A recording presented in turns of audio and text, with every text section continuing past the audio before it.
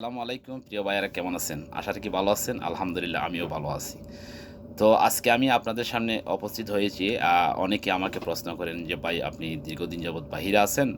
তো আমরা সৌদিতে আসতে চাই। যদি আমাদেরকে একটু ধারণা দিতেন যে কোন কোম্পানি বা কোন ভিসাতে আসলে একটু ভালো হবে?" তো যাই হোক, আমি আপনাদের সামনে আজকে এই প্রশ্নের উত্তর দিতে আসছি। তো আপনাদের কাছে আমার একটি রিকোয়েস্ট, যদি আমার এই আ ভিডিওটি আপনারা আমার পেজে দেখে থাকেন, অবশ্যই আমার পেজটিকে একটু ফলো দিবেন এবং লাইক, কমেন্ট করে শেয়ার করে দিবেন। আর যদি আমার ইউটিউব চ্যানেলে দেখে থাকেন, অবশ্যই আমার চ্যানেলটিকে সাবস্ক্রাইব করবেন। ধন্যবাদ সকলকে। তো চলুন মূল প্রসঙ্গে যাই। দেখুন, ইদানিং সৌদি আরবে প্রচুর পরিমাণে লোক আসতেছে। তো যে পরিমাণে লোক আসতেছে, সেই পরিমাণে কিন্তু কাজ পাওয়া যাচ্ছে না। মূলত আ আমাদের মতো যারা পুরাতন লোক আছে, তারা তাদের ক্ষেত্রে কোনো বেশি একটা সমস্যা হয় না। যেহেতু তারা অলরেডি কাজ সম্পর্কে একটা ধারণা আছে বা কোনো না কোনো একটা কাজে আরা পূর্বের থেকে জড়িত আছে। তো ইদানিং লোক আসার কারণ হচ্ছে যে সাপ্লাই একটা কোম্পানি, অর্থাৎ সাপ্লাইয়ের মাধ্যমে প্রচুর পরিমাণ লোক আসতেছে। তো সাপ্লাই কোম্পানি বলতে অনেকেই বোঝেননি দেশ থেকে যে সাপ্লাই কোম্পানি কি? দেখুন, সাপ্লাই কোম্পানি আ তার নিজস্ব কোনো কাজ নাই। সে মূলত একটা লাইসেন্সের উপরে লোক আনে, আর ওই লোকগুলাকে সে কন্ট্রাক্টের মাধ্যমে অন্য একটা কোম্পানিতে সাপ্লাই করে তারে বিক্রি করে দেয়। অর্থাৎ যদি এই লোকটি আ তারে সেলারি দেওয়া হয় কোম্পানির থেকে ৳১৫০০, তো তার জন্য অন্য একটা কোম্পানির থেকে তার অধিক বা দ্বিগুণ একটা বেনিফিট ওই কোম্পানি নিয়ে আসে। তো যাই হোক, এটা তাদের ব্যক্তিগত ব্যাপার। তো এখন প্রশ্ন হচ্ছে যে এই কোম্পানিতে আসলে কাজ পাওয়া যাচ্ছে না কেন? দেখুন, যে পরিমাণে লোকের প্রয়োজন সৌদিতে, সাপ্লাই তার চেয়ে বেশি পরিমাণে লোক বিভিন্ন দেশ থেকে আনতেছে। তো আমার মনে হয় যে আপনারা যদি এই কোম্পানিতে না আসে অন্য একটা ভিসায় আসেন, যেমন আপনারা এখন আসতে পারেন আমের মঞ্জিল বা সাওয়াক কাজ।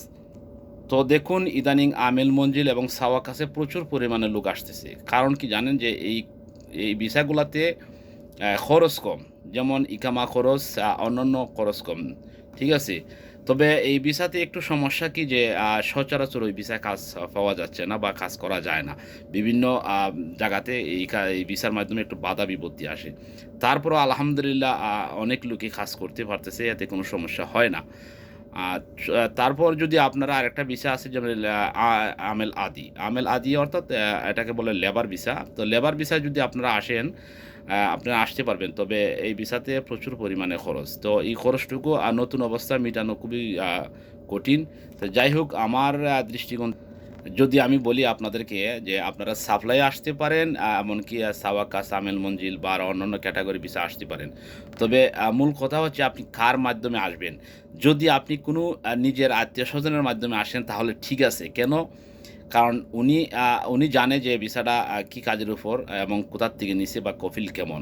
তো এই ক্ষেত্রে আশা রাখি কোনো সমস্যা হবে না। আর যদি অপরিচিত কোনো দালাল বা অন্য কোনো চক্রের মাধ্যমে আসেন, আমার মনে হয় না আসাটাই সবচেয়ে উত্তম। কেননা তাদের কথাবার্তায় কোনো মিল একটা খুঁজে পাইবেন না। তো আমার মনে হয় যে আপনারা এই কথাগুলো যদি মনোযোগ সহকারে শুনেন, অবশ্যই আপনাদের উপকারে আসবে।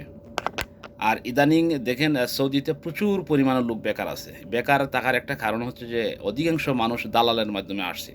তো দালালের মাধ্যমে আসার পরে হয়তো কফিল পাচ্ছে না, কাজ পায়নি, ইকামা পায়নি বা কোম্পানির মাধ্যমে আসলে কোম্পানি পায়নি। তো যার জন্য সে কাজ না পেয়ে হয়তো বেকার অবস্থায় আছে।